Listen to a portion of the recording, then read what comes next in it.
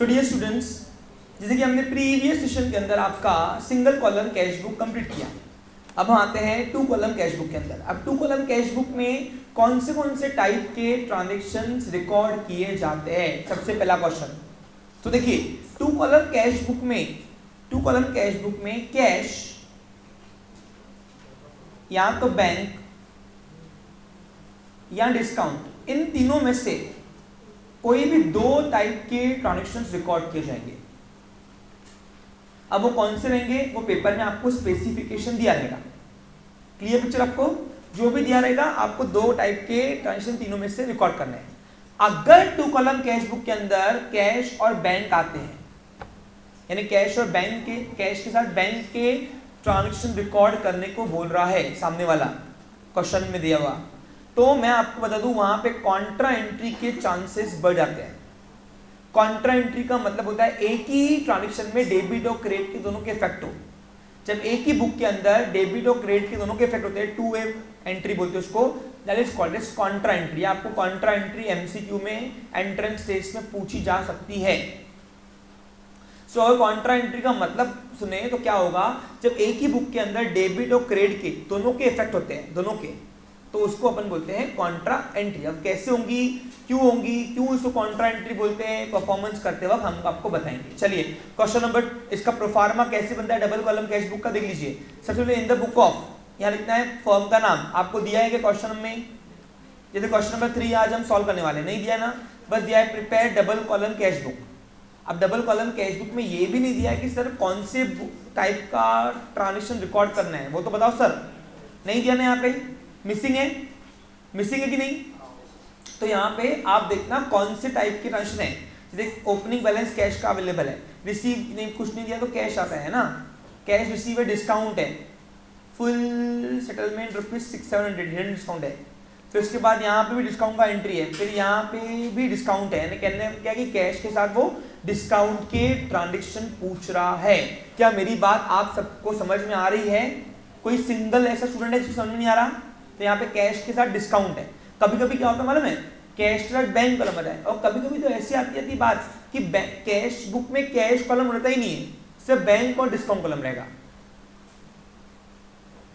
यानी no need to maintain the cash transaction. Modi भक्त होंगे वो, मोदी भक्त होंगे यानी क्या, वो कैश में नकदी में काम ही नहीं कर रहे, पूरा बैंक से कर रहे, तो फिर वो कैश बुक बनाएंगे क्यों? तब भी फिर बैंक और डिस्काउंट के ट्रांजैक्शन रिकॉर्ड होंगे। यानी कहने का क्या है कि डबल कॉलम कैश बुक में इन तीनों में से कोई भी दो टाइप के ट्रांजैक्शन रिकॉर्ड कर सकते हैं।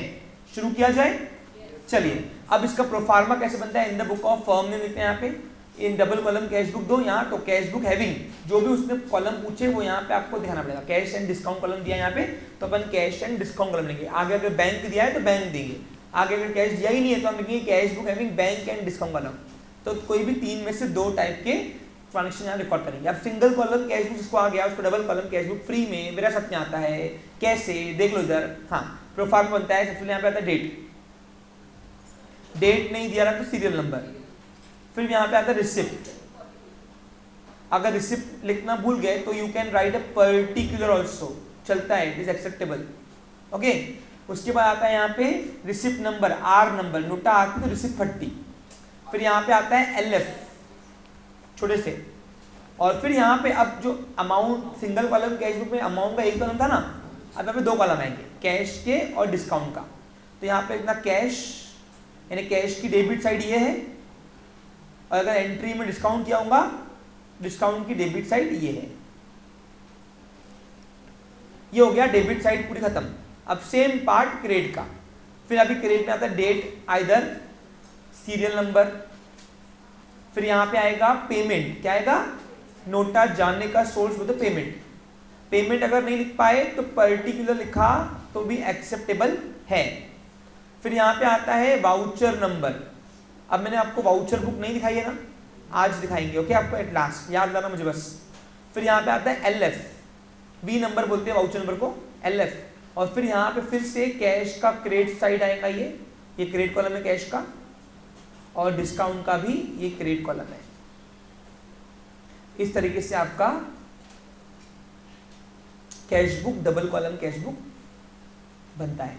अब आप देखिए इसमें नया क्या देखा आपने, रिया, इसमें नया क्या है बताओ? सिंगल कॉलम कैश बुक से डिस्काउंट कॉलम, बस।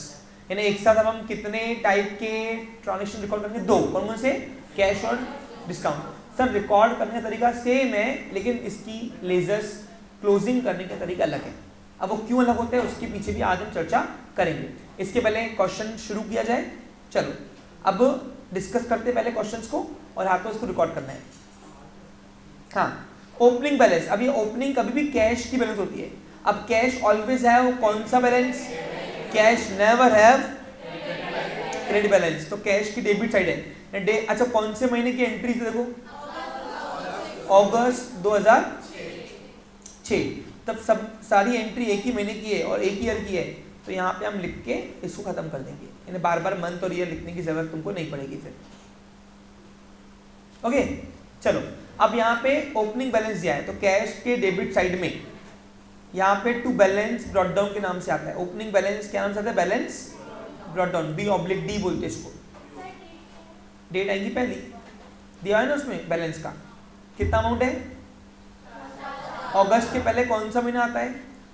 जुलाई। जुलाई का बचा हुआ पैसा अपन यहाँ लेके आए। अब चलो फिर से अब नोटा आएंगी जाएंगी करेंगे, बस। नोटा आई डेबिट, नोटा गई क्रेडिट। देखो हर वो सोर्स जिससे नोटा आ रही डेबिट करना, हर वो सोर्स नोटा गई वो क्रेडिट कर देना रिकॉर्ड, बस। अब नहीं तो अपने को ऐसा नहीं समझता है तो अपन एंट्री बोलेंगे। एंट्री में अगर कैश और डिस्काउंट डेबिट किया होगा तो कैश और डिस्काउंट के डेबिट साइड में अपोजिट नेम लिख देंगे विद नरेशन। और अगर एंट्री में कैश और डिस्काउंट को हर्ष क्रेडिट किया होगा तो कैश और डिस्काउंट के क्रेडिट साइड में अपोजिट नेम लिख देंगे विद नरेशन। बन गया कैश बुक में ट्रांजैक्शन रिकॉर्ड करने की प्रक्रिया। अब कैश का डेबिट कॉलम कहां दिख रहा है हर्ष, बता मेरे को। हाँ वेरी गुड, ये डेबिट कॉलम है। और क्रेडिट कॉलम कौन सा है? ये वाला। ओके, और डिस्काउंट का? ठीक है, समझ में आ गया आपको? बस क्या करना है, ओनली एंट्री बोलनी है। देखो ये टॉपिक के आने के लिए एंट्री आना बहुत जरूरी है। पूरा खेल एंट्री के ऊपर है। Yes, cash book is a subsidiary book और ये जर्नल एंट्री काम करता है। और जर्नल में एंट्री चाहिए होती है, इसलिए नरेशन चाहिए होता है। हाँ, रिसीव क्या नहीं आया, कुछ नहीं आया तो cash. Cash receive from Ram ₹650 in the full settlement of claim ₹700। अब 700 रुपए राम से लेना बाकी था, 650 रुपए देके बोलता भाऊ टंटा तोड़ो। अब इसकी अगर एंट्री बननी होगी नॉर्मल तो क्या बनेगी बताओ? What comes in debit? जो आता है उसको डेबिट करो रियल से। मुझे आपको एंट्री दिखाने में यहाँ पे कोई इंटरेस्ट नहीं है। 650 रुपीज मेरे पास कैश आई। अब जाओ, आने कितने चाहिए थे? 700, आए कितने? 650। 50 रुपए मेरा घाटा। Loss always have debit balance, nominal rule बोलता है। Discount account debit 50 and who is giver? Ram become a giver. तो राम बिकम अ गिवर, तो 700 से क्रेडिट करो। रूल कौन सा लगा? रियल, नॉमिनल और यहाँ पे P1 और P2 बोलो, चलता है। क्या मेरी बात आपको समझ में आया यहाँ पे?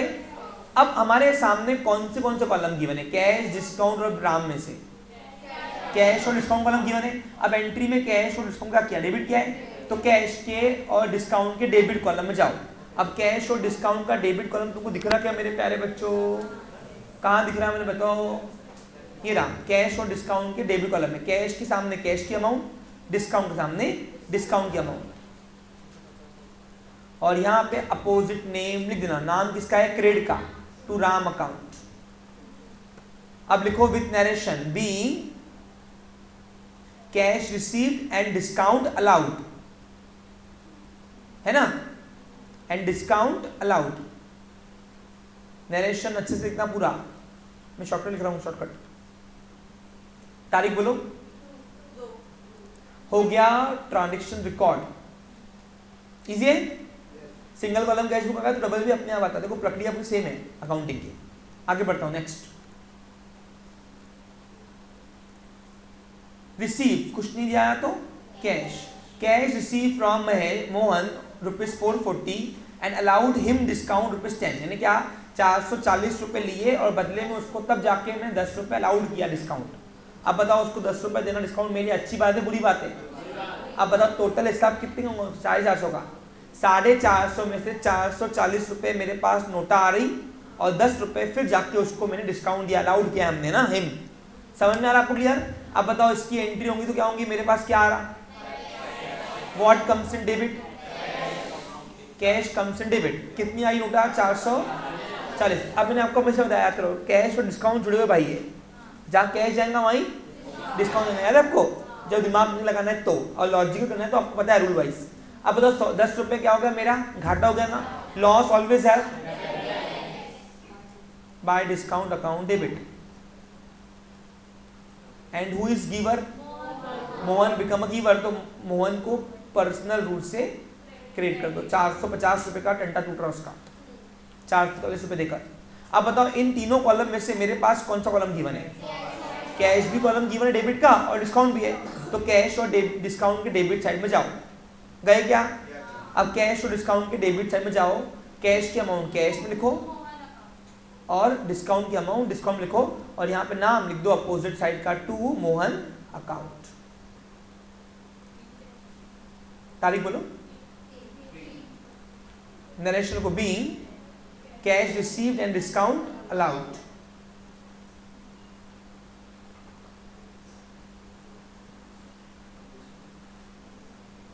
ओके क्लियर है यहां तक के, कोई डाउट नहीं है? आगे नेक्स्ट, ट्रेड डिस्काउंट की वैसे भी एंट्री नहीं होती बेटा, कैश डिस्काउंट की ही एंट्री होती है। ट्रेड डिस्काउंट एक नॉमिनल डिस्काउंट है जिसको अमाउंट में डायरेक्ट उड़ा देना पड़ता है, याद करो मैंने आपको बताया हुआ है। ट्रेड डिस्काउंट की एंट्री होती है कभी, हम एंट्री में कभी डेबिट करते नहीं, उसको अमाउंट में से गायब करते हैं।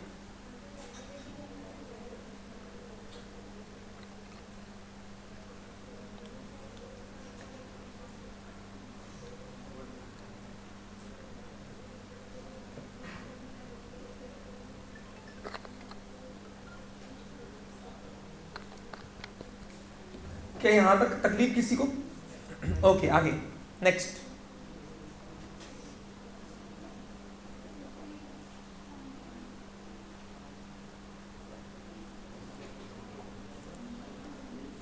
रिसीव कुछ नहीं दिया है तो क्या आएगा, कैश रिसीव फ्रॉम रमेश ₹300। अब 300 रुपए अपने को मिले, क्या एंट्री होंगी, सिंपल सिंपल बताओ, बाय कैश टू रमेश। अब मेरे पास कैश कॉलम गिवन है कि रमेश का, क्या किया एंट्री में कैश को, कैश के डेबिट कॉलम में जाओ और नाम लिख दो अपोजिट साइड का, कैश के डेबिट में अमाउंट 300 ना, नाम लिखो अपोजिट साइड का टू रमेश अकाउंट। इजी है?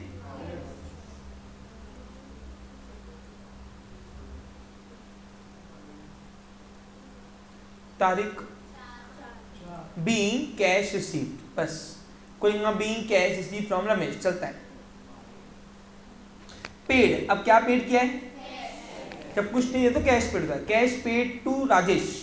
अब राजेश को हमने कैश पेड किया है, बताओ मेरे यहां से नोटा आ रही कि जा रही? अब इसकी अगर एंट्री बननी होगी तो क्या होगी, राजेश बिकम अ रिसीवर, तो राजेश को पर्सनल रूल से डेबिट करो, एंड नोटा गई मेरे यहाँ से कैश, जो भी जाता है उसको क्या करते हैं हम, रियल से, तो एंट्री होगी बाय राजेश टू कैश। अब बताओ मेरे पास राजेश का कॉलम गिवन है कैश का, क्या किया एंट्री में कैश को, तो कैश के क्रेडिट कॉलम में जाओ। अब कैश का क्रेडिट कॉलम दिख रहा है तुमको, तो कैश के क्रेडिट कॉलम में अपोजिट नेम लिख दो, बाय अमाउंट कितनी है, 850 बोलते हैं,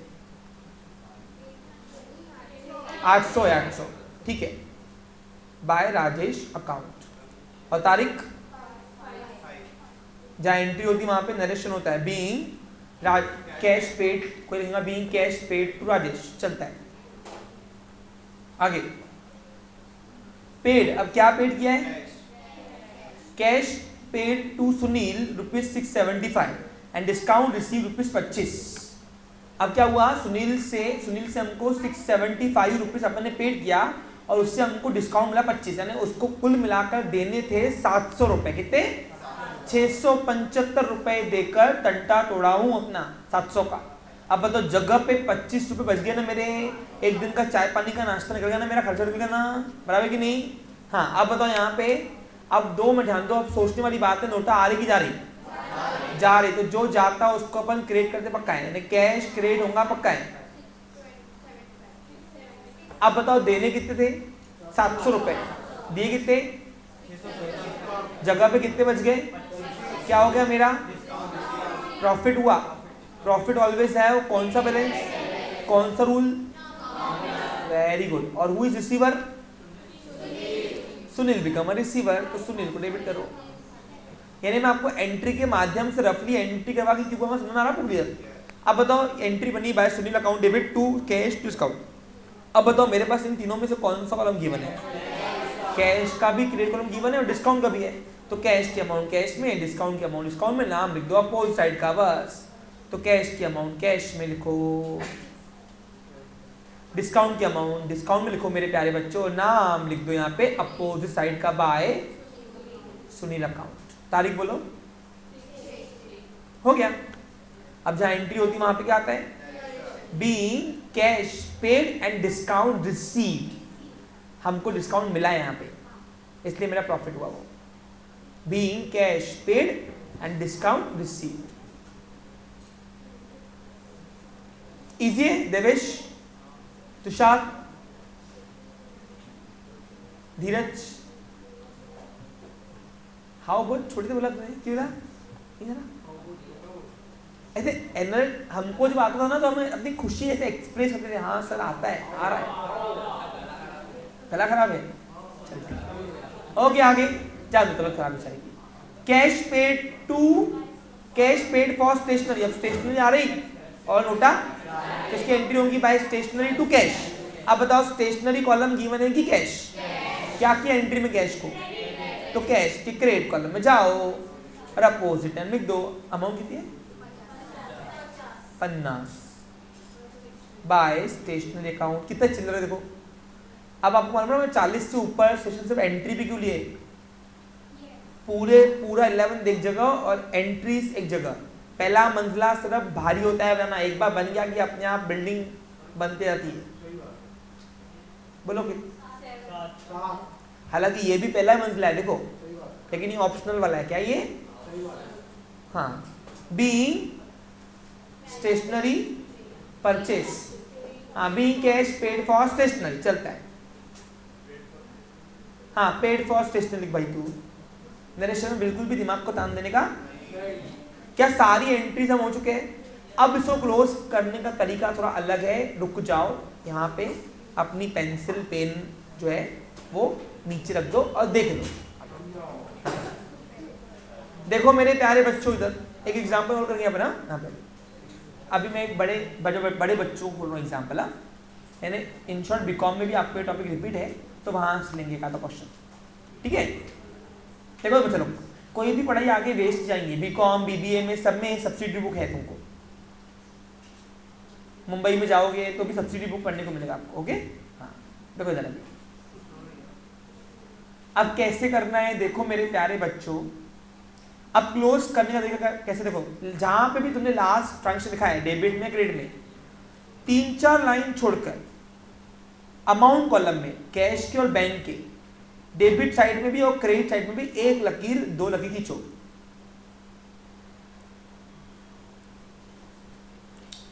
क्रेडिट में भी एक लकीर 2 लकीर खींचो सेम लाइन में। क्या यहां तक प्रक्रिया क्लियर है?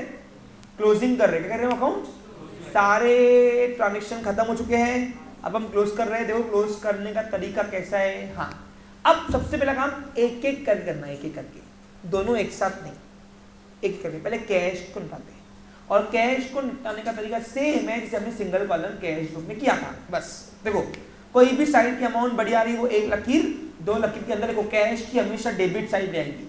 अगर पेपर वाले ने वो क्रेडिट साइड बढ़ी दिया तो उसको बोलना तू प्राण छोड़ दे, क्या बोलेगा तू उसको, हाँ cash never have credit balance. कभी ऐसा नहीं होगा 200 रुपये मेरे पास जेब में होंगे तो 300 की खरीदी करता हूँ मैं नकदी में, वो भी लोग मेरे को पागल नहीं कहेंगे। तुम बताओ अगर 200 रुपये जेब में होंगे, तुम बोलोगे कि आज मैंने 500 की शॉपिंग किया कैश में, तो लोग क्या बोलेंगे, हमको पता ऐसा कौन सा शॉपिंग मॉल है, सही कि नहीं। हाँ तो इसलिए cash either zero balance either debit balance but never have credit balance, ध्यान रखना। हाँ अब बताओ कौन से साइड की अमाउंट बढ़िया, देखो डेबिट की, तो जो भी साइड की अमाउंट बड़ी आई वो एक लकीर 2 लकीर अंदर लिखो दोनों कॉलम में, कितनी आई देखो,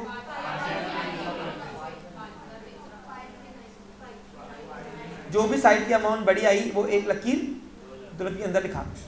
अब ये डेबिट साइड की अमाउंट बढ़िया है तो इसलिए एक लकीर, दो लकीर के अंदर लिखा क्रेडिट की बढ़िया आती है तो क्रेडिट लिख देते हैं। ओके, अब उसमें से अपोजिट साइड, अगर डेबिट से बढ़िया है तो अपोजिट साइड रहेगी क्रेडिट, और क्रेडिट साइड बढ़िया है तो अपोजिट साइड रहेगी डेबिट, समझा? उसकी अपोजिट साइड का टोटल अब 800 प्लस 675 प्लस 50 कितना? 1525, 20 है कि 25 है? 25 आएंगे बेटा। ये करो माइनस, डेबिट में से क्रेडिट करो माइनस, डिफरेंस आ रहा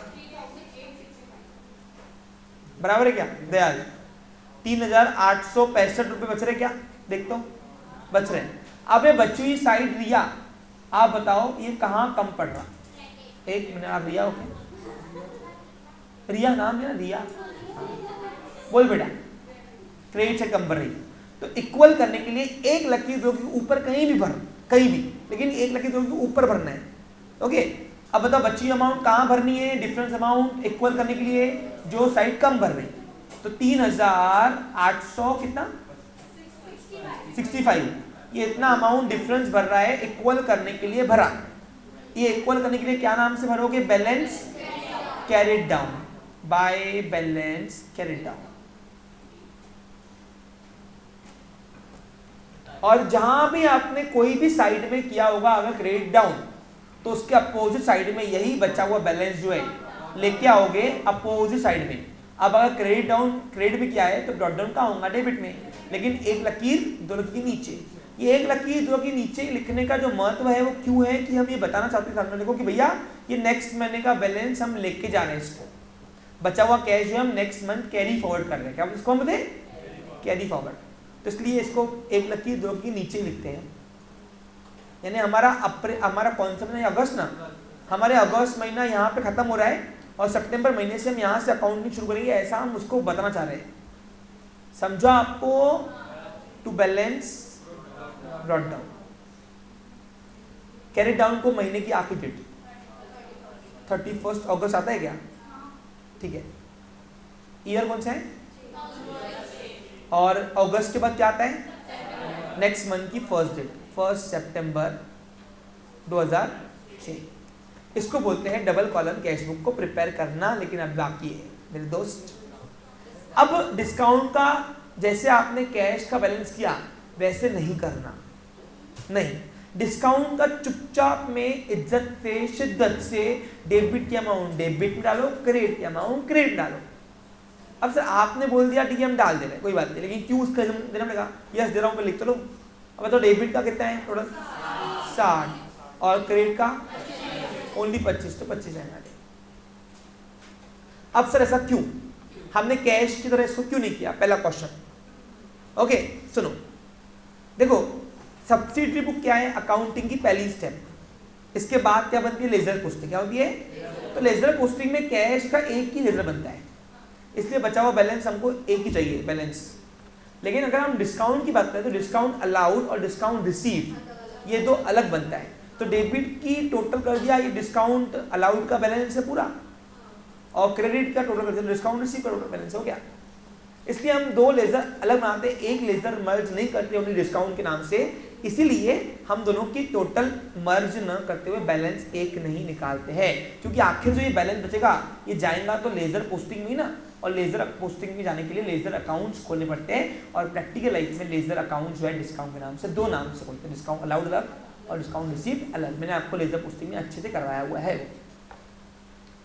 इसलिए डिस्काउंट की सब टोटल छोड़ देना, उसको बैलेंस मर्ज नहीं करना।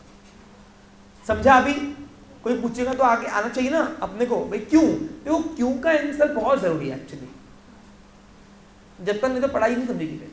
अब बड़े बच्चों खोलू, बड़े बच्चों कर दो ना अभी, चलो क्वेश्चन देखते हैं बड़े बच्चों का। अभी तुम्हारा यहाँ से जो कैश, यहाँ से भी डबल कॉलम है क्या? हाँ डबल कॉलम है ना, नहीं ट्रिपल है, डिस्काउंट है ना, तो इसलिए मैं अभी बड़े बच्चों के पास जा रहा हूँ। ओके देखता इधर है क्या तुम्हारे पास? कोई नहीं है ना नीचे? अब सब 3 कॉलम कैश बुक ही है, ठीक है। अब हमने अभी तो देखा कैश और डिस्काउंट कॉलम, अब यहाँ पे फिर से हम डबल कॉलम कैश बुक कर रहे हैं, लेकिन अब यहाँ पे आप नोटिस करोगे कैश बुक में खुद कैश को ही जगह नहीं मिली। सोचो ऐसा भी होता है। देखो यहाँ पे दिया है prepare cash book having bank and discount column only, यानी ये मोदी भक्त है। क्या है ये दुकान? यानी मोदी भक्त क्या है? मोदी जी बोलते हैं भाई और बहनों, क्या बोलते वो कि बैंक कैश से करो मत, बैंक से व्हाइट में करो, ब्लैक में रखो मत। तो इसलिए यहाँ पे बेचारे कैश खोल रहे हैं, देखो ना यहाँ पे भी।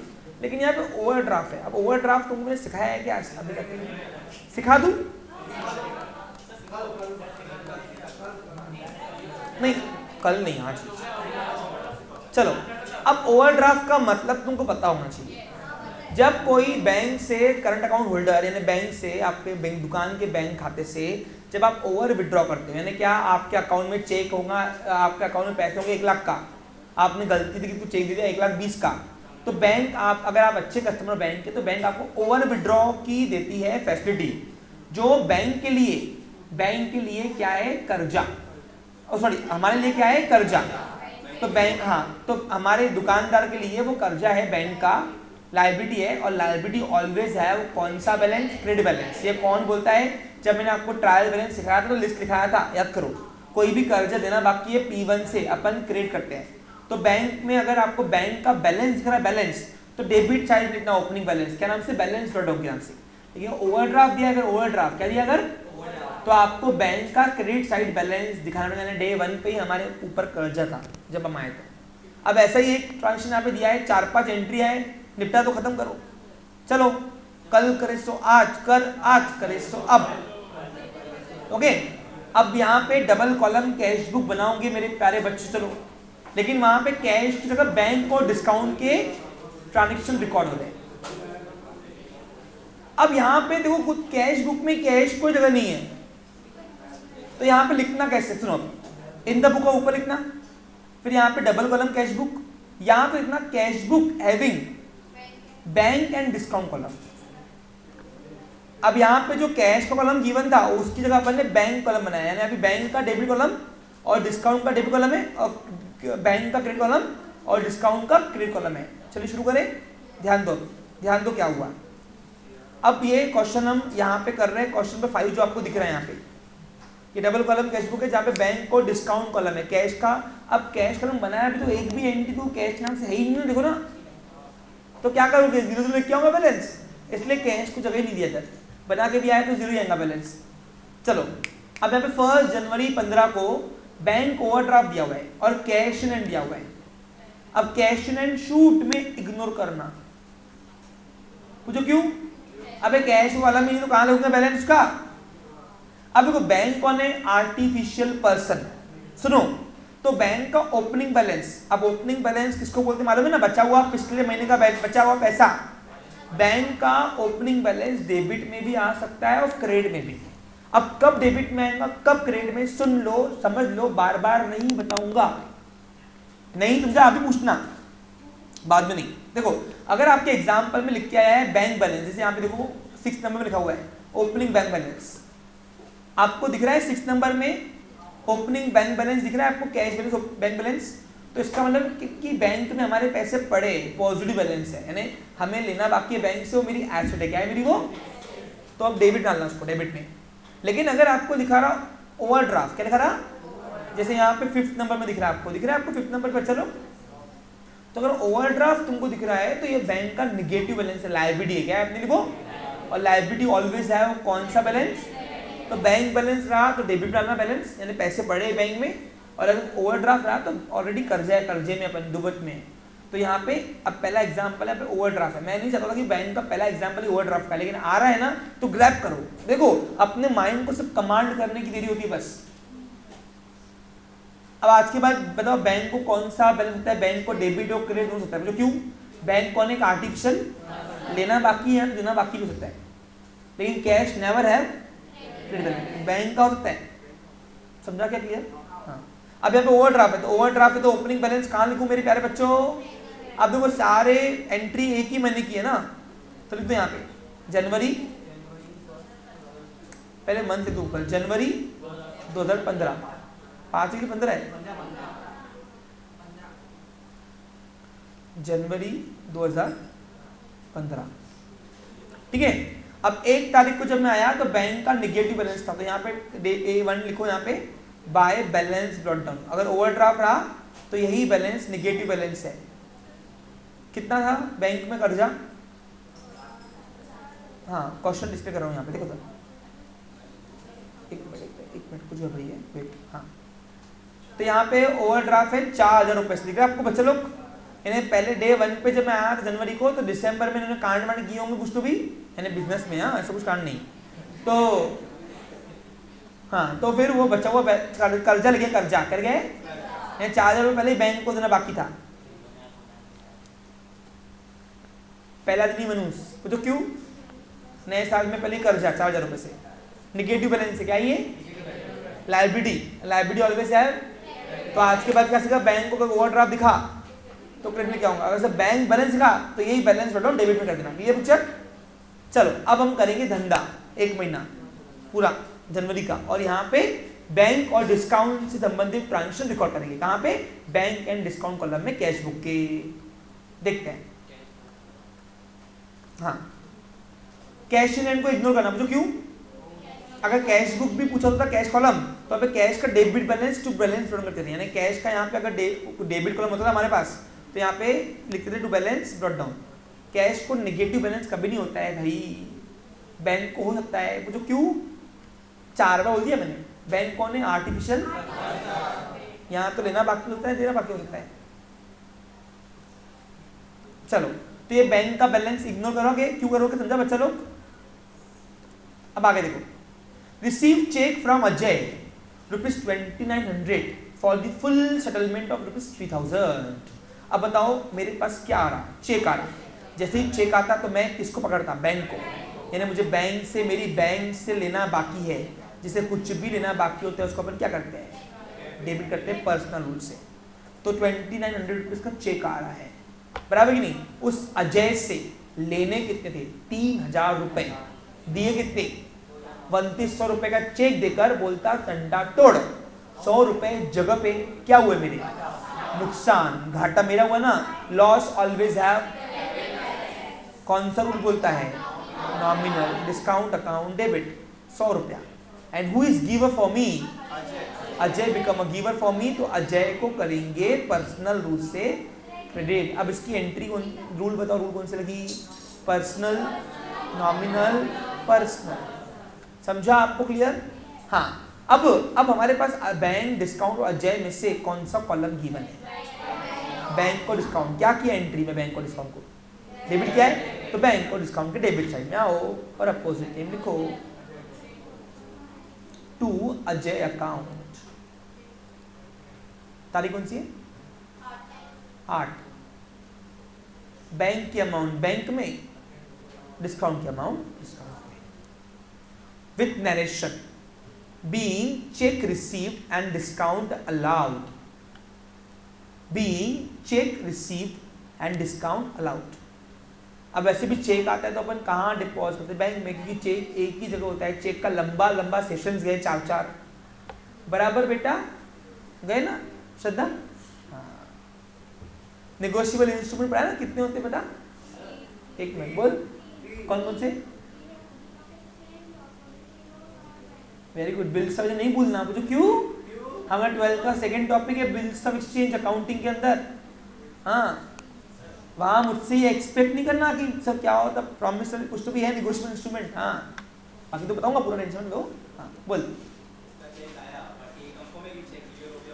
नहीं, हम चेक डिपॉजिट करते हैं उसी वक्त एंट्री कर लेते हैं, और क्लियर नहीं हुआ तो बैंक बैलेंस चेक बैलेंस मिलाने के लिए हम BRS का यूज करते हैं। कैश बुक का, ये कैश बुक के बैंक पासबुक से हम BRS का यूज करते हैं, बैंक रिकंसिलिएशन स्टेटमेंट। मैं क्या बोल रहा हूँ, हमने जिस वक्त चेक मिला, डिपॉजिट किया, हमारे हिसाब से चेक पैसे बैंक में आ गए। अब बैंक वो उससे लेके आएंगी, पैसे लेके फिर हमारे अकाउंट में डालेगी, वो तब एंट्री करेंगी अपने पासबुक में। तो इस चक्कर में बीच में आता है डिफरेंस। क्या आता है? तो इसके लिए डिफरेंस के लिए अकाउंटेंट बनाता है BRS, bank reconciliation statement. Okay, तुम्हारे पोर्शन से अभी ओमिट किया गया है, लेकिन पढ़ना है तो पढ़ा दूंगा मैं, वो कुछ नहीं है। सीए फाउंडेशन में भी था, अब निकाल दिए इस साल से। बीआरएस टॉपिक था, अब शायद नए पोर्शन से ड्रॉप आउट कर दिया उसको। हम पढ़ाते हैं, आप पढ़ना चाहते हो पढ़ाएंगे बिल्कुल, हमको कुछ नहीं है। देखो हमको आप जो टॉपिक बोलो रेडी हम लोग, और मुझे कोई प्रिपेयर तो होना पड़ता है। पूछो क्यों, 10 साल से भी काम कर रहा हूँ। चलो आगे बढ़ू। हाँ, पेड टू सागर, क्या पेड किया है, लिखा हुआ है बाय चेक। अगर ये बाय चेक नहीं होता तो कैश की एंट्री होती थी, और कैश की एंट्री हम रिकॉर्ड करते नहीं थे। Paid to Sagar by cheque ₹2500 for the full settlement of 2550 रुपए देने थे। सागर को हाथ जोड़ के बोला भाऊ 2500 में तंता तोड़ दो ना, चेक दिया उसको, वो भी मान गया घड़ी। चलो अब इसकी एंट्री आऊंगी। अब बताओ मेरे यहाँ से चेक आ रहा कि जा रहा, जा रहा तो मेरे भी आपने पैसा कौन देगा फिर, बैंक, क्योंकि चेक क्या है, एक आदेश, क्या है, बैंक को आदेश, ऑर्डर है ना। अब तुम बताओ मेरे यहाँ से चेक गया तो मेरे यहाँ से पैसे बैंक के, bank become a giver on my behalf, तो बैंक अकाउंट क्रेडिट होगा पक्का है। कितना, 2500 रुपया।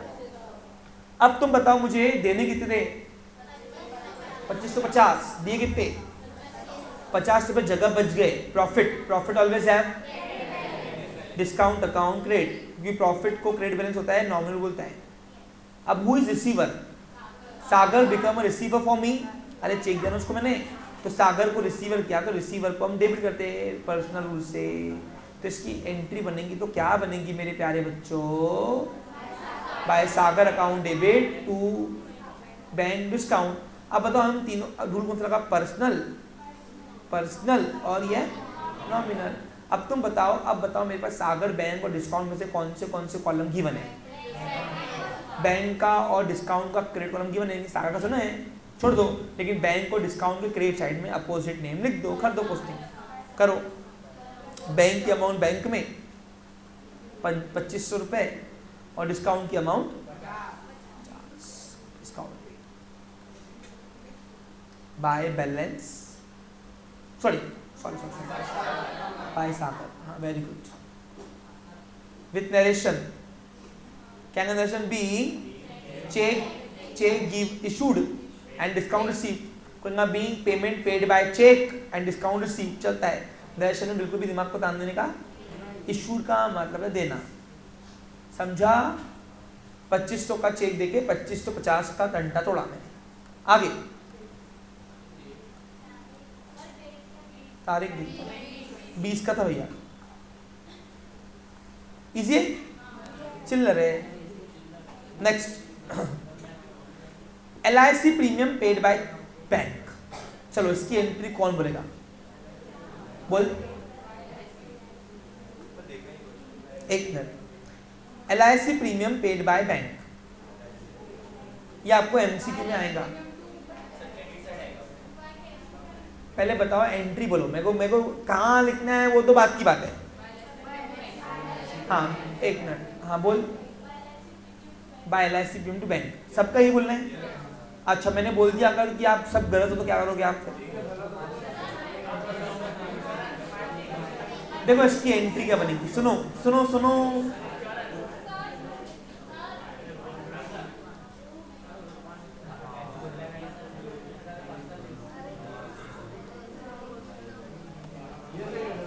देखो इंश्योरेंस दो टाइप के होते हैं, जनरल इंश्योरेंस दुकान का होता है, और एक होता है LIC लाइफ इंश्योरेंस जो पर्सन का होता है। अब दुकान पर्सन है क्या, आर्टिफिशियल पर्सन है। दुकान का हम अर्थक्वेक इंश्योरेंस, फायर इंश्योरेंस लग सकते, लेकिन LIC वो तो लाइफ इंश्योरेंस है। लाइफ वो तो लाइफ तो इंसान का ना, इंसान तो मालक का है। यानी इसका मतलब क्या है कि मालक ने क्या किया है, दुकान के बैंक से बोलो करंट अकाउंट से अपनी खुद की LIC भरी है मालक की। अब मालक का ये निजी खर्चा हुआ कि नहीं, तो हमारे लिए मालक दुकान के हिसाब से रिसीवर हुआ, कौन हुआ, तो इसलिए मालक को डेबिट किया ड्राइंग को। क्योंकि जब मालक को डेबिट करने की बारी आती है तो मालक का नाम डेबिट न करते हुए, आपको तो मैंने बताया कि मालक का पर्सनल एक्सपेंस इनकम रिकॉर्ड होता ही नहीं है। इंडेंटिंग कंसेप्ट क्या बोलता है, अकाउंटिंग करते समय मालक अलग और हम अकाउंटिंग दुकान करेंगे।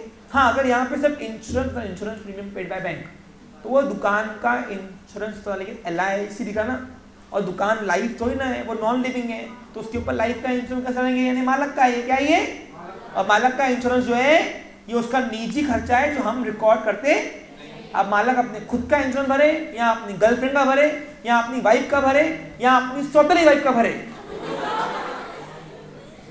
सौतेली वाइफ भरे का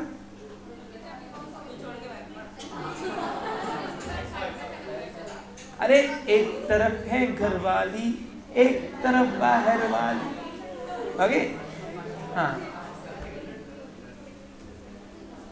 कलयुग है ना बेटा, क्या है कलयुग, कलयुग इसको बोलते हैं। हाँ, तुम नहीं करना नालायक हो। हाँ, made for one only, no double. हाँ चलो, वो कुछ का डायलॉग नहीं पता क्या कि हमें जिंदगी एक ही बार मिलती है, हम एक ही बार जीते हैं, एक ही बार मरते हैं, प्यार भी एक ही बार होता है। हाँ चलो, लेकिन आजकल की यूथ को हर महीने प्यार हो रहा नया। चलो ओके, अब बताओ ड्राइंग क्यों समझा आपको। यहाँ ने क्या हुआ कि दुकान देख रहा है, एक बैंक, दुकान का बैंक उसको दे रहा है पैसे मालक को, और मालक अपने दुकान के बैंक से पैसे निकालकर अपनी LIC भर रहा है। तो बताओ यहाँ पे रूल कौन सा लगा, तो मालक बिकम अ रिसीवर P2, और यहाँ पे बैंक बिकम अ गिवर, यानी दोनों रूल में पर्सनल लगा। तो LIC में रूल एंट्री लगा बाय ड्राइंग टू बैंक। अब बताओ मेरे पास कौन सा कॉलम गिवन है, ड्राइंग की बैंक, क्या किया एंट्री बैंक को, तो बैंक के क्रेडिट में अपोजिट में लिख दो। सॉरी उधर तो है, तारीख कौन सी थी 30, जान दो बाबा, बहुत भारी 31 है। हाँ, बैंक के क्रेडिट में अपोजिट नेम बाय ड्राइंग। हाँ, आप चाहो तो LIC नरेशन में दिखा सकते हो, कोई प्रॉब्लम नहीं आता है। अमाउंट कितनी 500। तो आज के बाद LIC आया तो क्या होंगे, ड्राइंग को आपको एक एंट्रेंस इसमें आएगा, when the LIC paid in LIC premium paid is paid by bank dash account is debited, drawing account. Okay समझा। अबे ड्राइंग को डेबिट किया है, बैंक को क्रेडिट किया ना, क्या हो गया है। हाँ चलो, अब जहाँ एंट्री होती है वहां पे क्या आता है, नरेशन। देखो being LIC premium paid by bank, LIC का पर्सनल यूज सारा कंप्लीट। अब क्लोज करना है, क्लोज करने का तरीका एज इट इज, जैसे कैश का क्या था वैसे ही। देखो सर, 2-3 लाइन छोड़ के लास्ट का ट्रांजेक्शन यहाँ भी लिखा, 2-3 लाइन छोड़ के अमाउंट कॉलम में बैंक को डिस्काउंट के 1 लकीर 2 लकीर खींचना, डेबिट में भी और क्रेडिट में भी। कौन से साइड के अमाउंट बड़े, देखो अब बैंक का कोई भी बढ़ा सकता है, कोई भी, बिकॉज बैंक क्या है आर्टिफिशियल, और डे 1 पे कर्जा था हमारे पास, तो क्रेडिट ही बढ़ेंगे दिखना। अरे कर्जा बढ़ा हुआ है ना उल्टा, ये देखो 4000 कर्जा था, 2500 का चेक दिया बिना कर्ज, उसके पैसे थे नहीं, 500 का और बैंक से पेमेंट कराया, यहाँ आए से 2900 रुपये, तो कर्जा ही होगा ना अभी तक के। चलो यहाँ पे क्रेडिट साइड बढ़िया रही, बराबर रहना। हाँ कितनी आ रही बता बेटा, 7000 रुपये। जो साइड की अमाउंट बड़ी आ रही वो 1 लकीर 2 लकीर के अंदर लिखो, दोनों कॉलम में बराबर दिशांत। अब उसमें से अपोजिट साइड की अमाउंट माइनस करो। अब अगर क्रेडिट बढ़िया नहीं तो अपोजिट साइड कौन सी रहेंगी दिशांत, डेबिट की। डेबिट की करो टोटल कितनी आ रही, एक ही तो है 3200, ये करो माइनस डिफरेंस 4100, 4100 रुपए। ये बचा हुआ बैलेंस कहाँ कम पड़ रहा, डेबिट करने, इक्वल करने के लिए भरो। अब इक्वल करने के लिए क्या नाम से भरते हैं, टू बाय दे देना ऊपर, टू बैलेंस कैरिड डाउन। पहले हमेशा कैरिड डाउन होगा कहीं पे भी होगा तो, और जहां आपने कैरिड डाउन किया वही बचा हुआ अमाउंट जो है वो अपोजिट साइड में। अब कैरिड डाउन का डेबिट में क्या होगा तो अपोजिट साइड कौन सी होगी, क्रेडिट की। तो यहाँ पे क्रेडिट साइड में लेके आओगे, लेकिन 1 लकीर जो कि नीचे कहीं पे भी क्या नाम से बैलेंस ब्रॉट डाउन। हाँ, अब कैरिड डाउन को महीने की आखिरी डेट कौन सा है, और ब्रॉट डाउन को नेक्स्ट मंथ की फर्स्ट डेट, 1 Feb 2015। अब सर आप बोलना चाहते हो कैश को हमेशा क्रेडिट बढ़ाएंगी, नहीं सॉरी बैंक की नहीं, बैंक की डेबिट भी बढ़ सकती है और क्रेडिट भी। बैंक कौन है? आर्टिफिशियल। देखो इसका क्या है, डे 1 पे आए जनवरी के तो 4000 का कर्जा लेके आए, ये महीने नालायकों ने फेंटा तो नहीं, उल्टा 100 रुपए से बढ़ा दिया, यानी फेब में 4100 का ओवरड्राफ्ट लगी गए। देखो ना आप ही 4000 का ओवरड्राफ्ट था पहले, अब कितने का हो गया? 4100 का। ये क्या बिजनेस कर रहे हैं? अब डिस्काउंट का टोटल कैसे करना है? सेम जैसे अपन ने अभी किया, डेबिट की अमाउंट डेबिट में लिखो, क्रेडिट अमाउंट क्रेडिट में, बस इसको मर्ज नहीं करना पड़ता।